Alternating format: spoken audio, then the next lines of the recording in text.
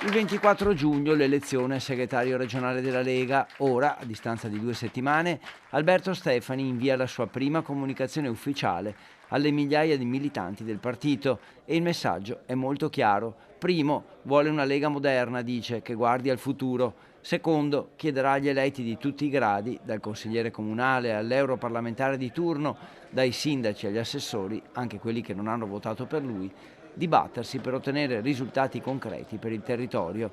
I temi, quelli soliti, dall'inflazione alle infrastrutture, dall'autonomia alle imprese. Terzo, basta litigi. Le beghe interne non interessano alla gente e quindi vanno messe da parte per il bene del partito. Il prossimo atto ufficiale dovrebbe essere la convocazione del Consiglio direttivo, formato da 12 membri eletti dal Congresso, alcuni dei quali non hanno votato per Stefani 2 settimane fa, ma tutti hanno dichiarato pubblicamente di riconoscere la sua vittoria e il suo programma e quindi non dovrebbe mancare la loro collaborazione pratica nel tracciare la linea per il futuro, stabilire le priorità, coinvolgere la base.